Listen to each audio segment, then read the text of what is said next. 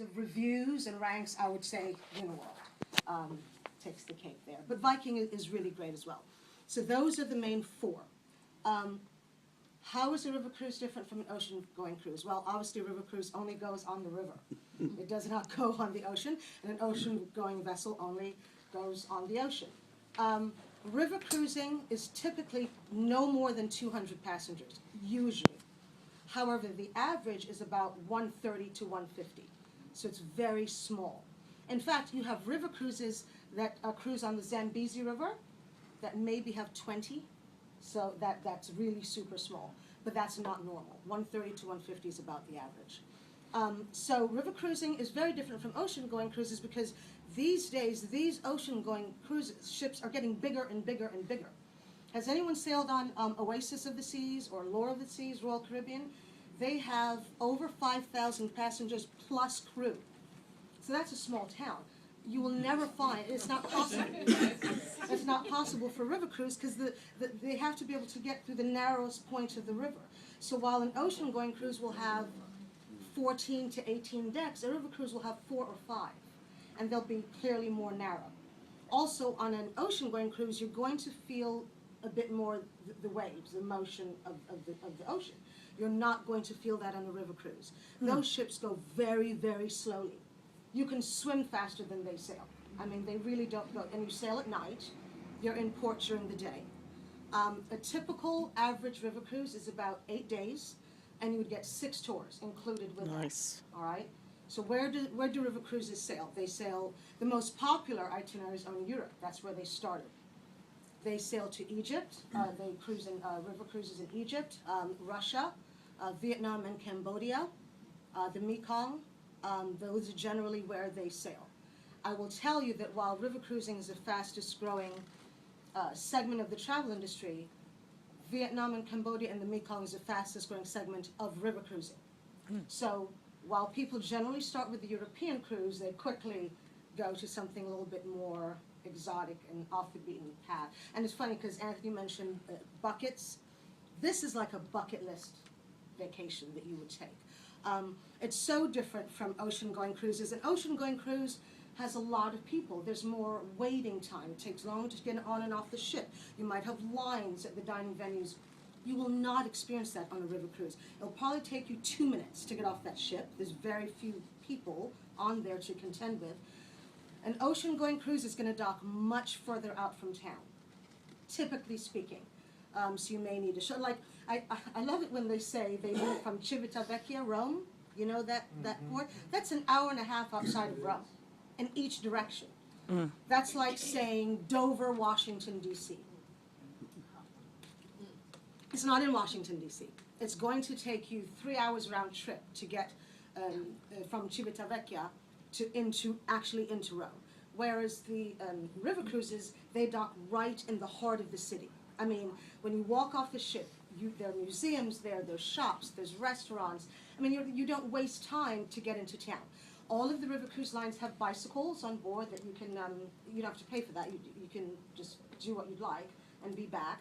All of your meals are included. All of the river cruise lines include beer and wine with lunch and dinner. However, Uniworld, starting in 2014, has now gone all-inclusive. So it includes all of your alcoholic and non-alcoholic beverages anytime that you'd like. They've included gratuities with the fare. Typically, gratuities are not included and would be paid on board at the time that you sail. Uniworld has gone ahead and included that. Also, because these ships are so small, you really, especially for the European sailings, you have to book those a year out because they don't have much space on them and they fill up very, very quickly. You could book an ocean-going cruise probably at the last minute and get on board. That's not going to happen here. Like, for instance, I know for a fact, for Viking, their entire summer season on all of their ships are sold out. The earliest you can get is late October, which is great because the Christmas markets in November and December are really, really beautiful. Of course, the weather's not going to be warm, but the pricing will be better. Okay, and you may not be able to utilize the balcony too much, but it's still a great way to see Europe, all right? With an ocean-going cruise, you could go days and never see land, or land will be way, way out in the distance. You'll kind of see an outline somewhere. On a river cruise, you will always see land, typically on both sides, but at least on one side. Oftentimes you'll have one country on one side, another country on the other. It is so much more intimate. You can reach out and almost touch the castles as you see them go by, and you're sitting on your veranda sipping a glass or two of wine. It's just so much more immersive, and it's a different way to travel.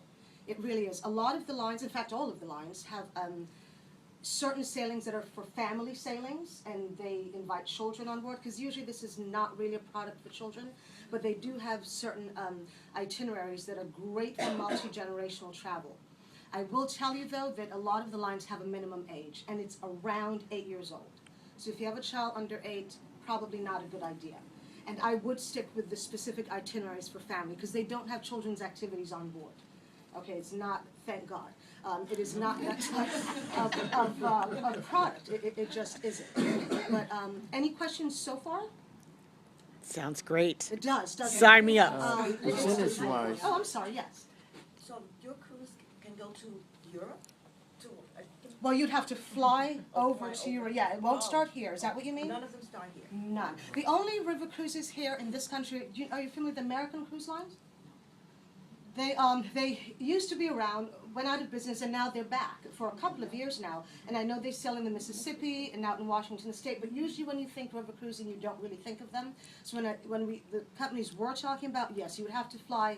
It depends on where the route you're taking, but you could go to Basel, Switzerland, Prague, Paris, Budapest. Those would be the points where you would start, and it depends on upon which river you're sailing, the Rhine, the Moselle, the Danube, wherever it is you're going, the Mekong. So that would determine where you'd fly. But no, it wouldn't start from here in the U.S. You have to fly over to Europe. And all of the lines do pre and post stay, so you can come in 2 nights, 3 days, 2 nights ahead. They don't do 1 night. Or add it to the end, or you could do both, whichever you'd like, and really extend it.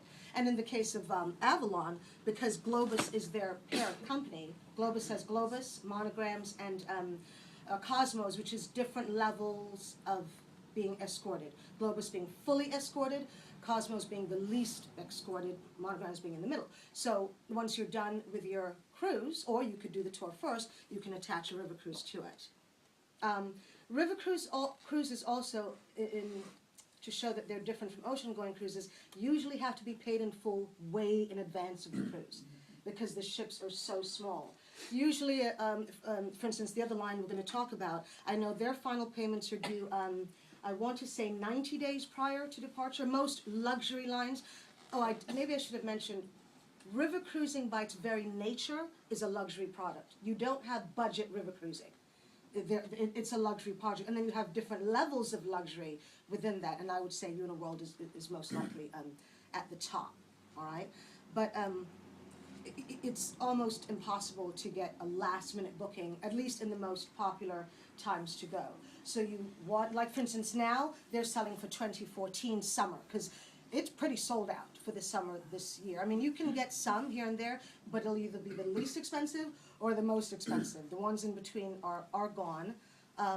But it's really it's fast growing. There's a lot of it's truly destination immersion.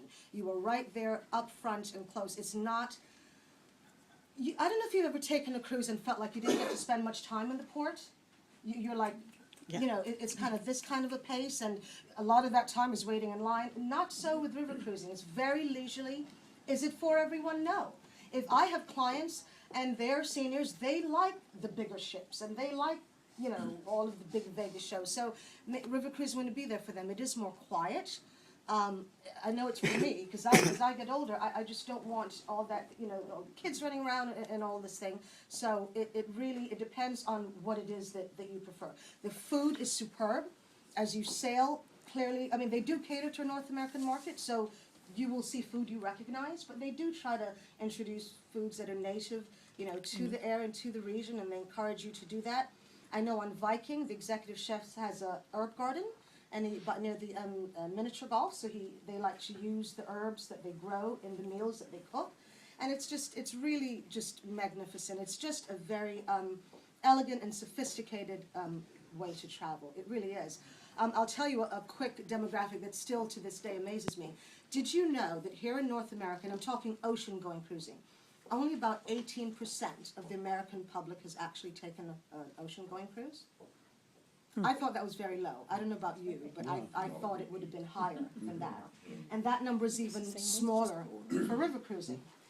But the good news, at least for me, is that of those people who have cruised, 80% of them book their cruises with a travel agent, young lady. And that number is even higher for river cruising. I don't know, have you ever seen an ad for river cruise on TV? Not on TV, because they just don't have that kind of advertising budget. They will advertise in magazines, heavily online. You'll see them a lot online. And that's about it. They really heavily depend on the travel agent community to get the word out. And it's getting out, because if you take one river cruise and people tend to start with Europe, though you don't have to, they want to know where else can we travel. You can certainly do longer than 8 days, but people kind of start out with that and see where it goes from there. And once they take one, they are absolutely hooked. They don't do triples and quads on for the staterooms. It's doubles. It's not couples only, but it has to be 2 people in the room. If you do get one, yes, there's a single supplement, and different cruise lines have different rules for that. Some it can be as much as double, because they're losing out, clearly, if you get your own stateroom. But other than that, river cruising is really a very, very exciting way to travel. It's definitely bucket list travel, but it is absolutely amazing. And these are clearly what the vessels look like. I know, like I said, the Viking longships have the aquavit terrace. Avalon, I know, has they start out with 2, and it was so popular they're building more 2 all-suite ships, and then the suites will get bigger as you go up, but you're guaranteed to at least have a suite on all of these suite ships. Keep in mind that maybe not so much with Avalon, but with these others, if you get the least expensive room and the window will be up here, keep in mind that that window is at the water level.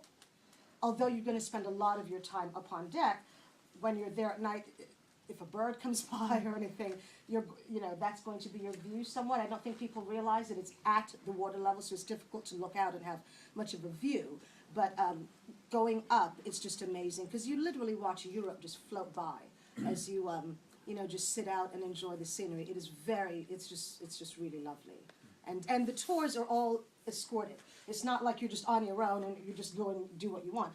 They have different tours at different levels. They have them for people who are very energetic and want a fast pace, all the way down to the late risers, people who want to sleep in till 10 or 11 a.m. Is that late? I don't know if that's late, but I mean, for something like that early. But they do have late risers and different tours for people. It's at your pace. It is completely your pace, but the tours are all escorted. And they have, the guides are extremely knowledgeable, and they tell you everything there is to know. And you don't wait in lines. Sometimes, depending where you go, like if you ever go to Italy or to Rome, and try getting into the Sistine Chapel, okay? And many of those more popular places to visit, you see the line just wrapped. Forget about that. You're going to go straight in and just watch for the looks of the daggers, who people are like, how did they get in me?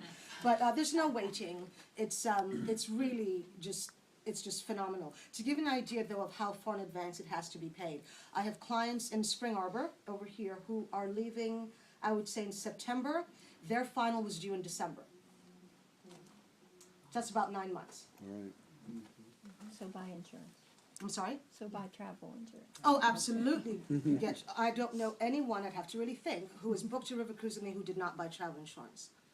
So, yes, because you don't know what's going to happen in 9 months, but you have to book it that way unless you want an itinerary that is, maybe if you did Vietnam and Cambodia, you could probably get that at the last minute, because that's a lot more exotic and off the beaten. I think you said your son lives in Cambodia, and that is like such a growing area. Think of the World Heritage sites that have been, appointed there, and Angkor Wat. I mean, it's just so historical and educational. That's why the family tours, if you have, grandchildren or children, great-grands, what have you, that would really be great. But they have to be somewhat mature. Mm-hmm. It's not every child that age, and it's in fact probably a rare child who's really interested in that sort of thing. Jewish heritage, that would really be such a great trip for them. I mean, even if you had to pull them out of school, imagine the grade they would get for that. That's more than they would ever learn in a book, sitting in a classroom. But I, again, would limit it to specifically the itineraries for the families. Otherwise, it's just really not a product for children, you know. But If you had to give a contrast in cost, percentage-wise, what would be the difference between the river cruise opposed to an ocean cruise? that's a good question. The thing about an ocean-going cruise is they fall into basically three categories. You have, some people call it mass market or contemporary, same word. So you have your mass market lines, Carnival, Norwegian, Royal, they would fit in there. Then you have your premium lines like Celebrity, Princess, and Holland America. Then of course you have your luxury lines, and one of them we're going to talk about is Azamara. So I can only compare it to a luxury line. I can't compare it to the two because the costs are night and day. Yes, Anthony? 5 minutes. Oh, 5 minutes? For just my river cruising? Or all of it? Yes. Okay, so if I compare it to a luxury line, I would, well, put it this way, if you had, you know Silver Sea?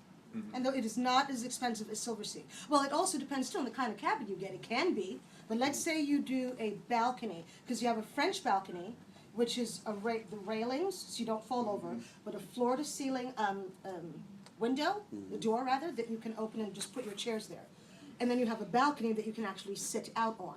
That one obviously will cost a bit more.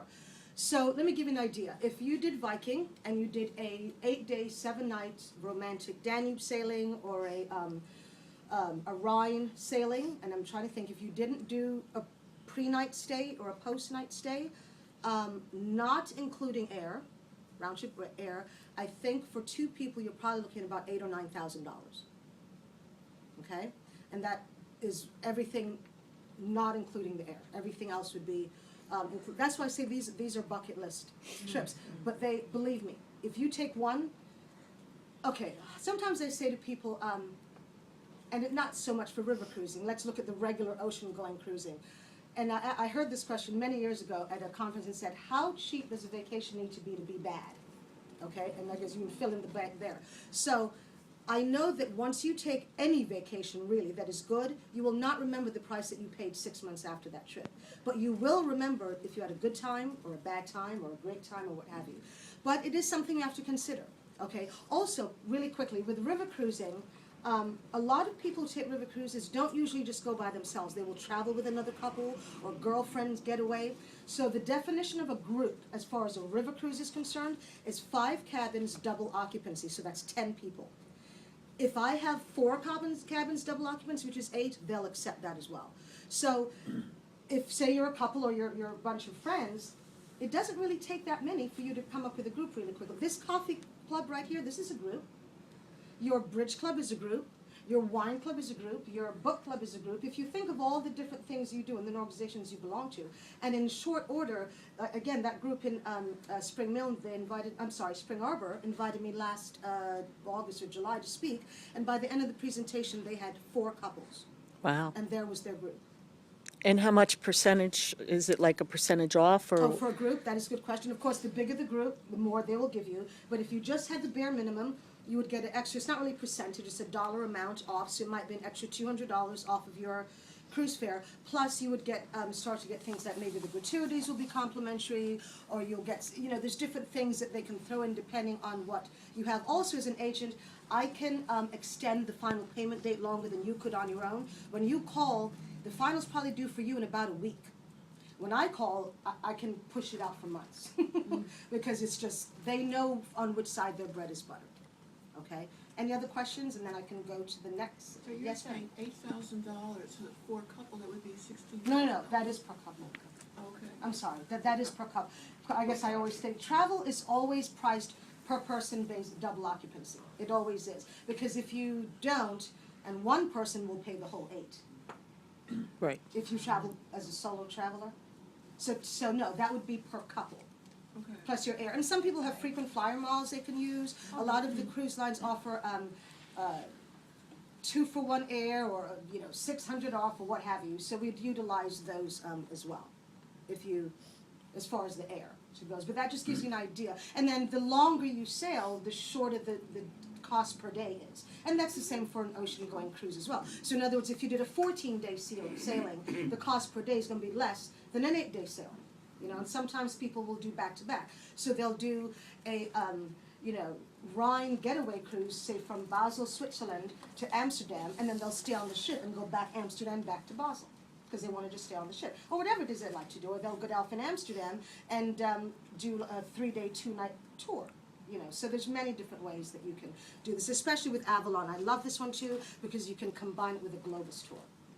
All right, and there are some Globus brochures in your packets that you can take home and look at later. Any other questions? I'm sorry, this is more like an overview because I don't have much time. Thank you, Anthony. But please give me a call if you're interested in a river cruise. Now is the time to start looking for next year. If you're interested in Christmas markets, you're fine. They're not sold out. But again, it's going to be colder. But river cruising is just hugely popular. And don't discount the Asian cruises in Vietnam and Cambodia and the Mekong. They are just really just doing so well and very, very popular. Yes, ma'am. Okay, one question is, I'm asking on behalf of my granddaughter. Yes. What about handicap accessibility? You know, that's a great question. You realize that Europe does not have a lot of the laws we have here in this country for that, and those ships operate over there. So I'd be lying if I told you that they have to abide by the same things that these ships over here do. They can accommodate it, but it's going to be more difficult. I know that a few people who had physical challenges, they just stayed on the ship if they didn't want to, come on and off. It's and remember too that to make it handicapped, they have to make the hallways wider and stuff.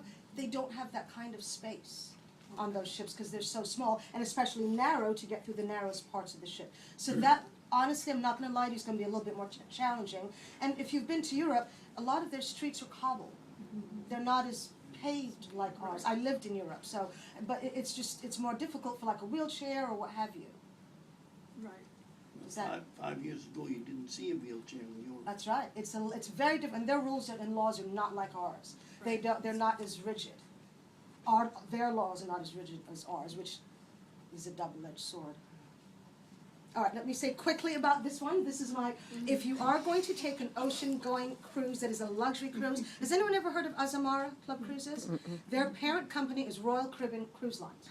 And Royal, as you know, also owns Celebrity Cruises. So the level would be Royal Caribbean for the contemporary line, Celebrity Cruises for the premium line, and Azamara Club Cruises for the luxury line.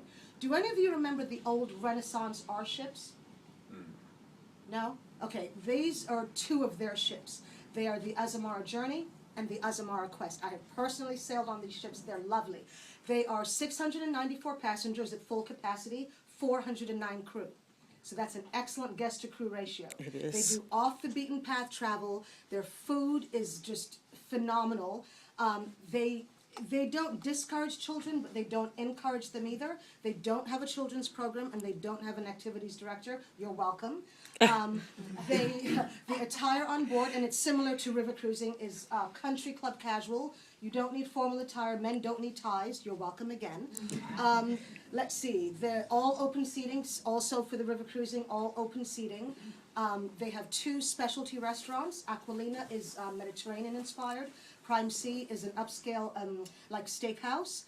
Their tagline is "You'll love where we take you," because their ports, they don't do 7-night Western, 7-night Eastern, 7-night Southern. They don't do that.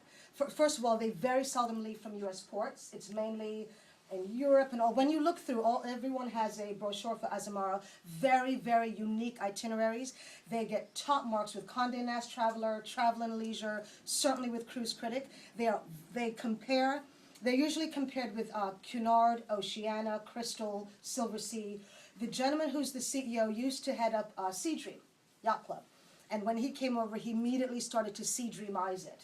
And they are now, starting this year, fully all-inclusive, meaning they used to do beer and wine with lunch and dinner.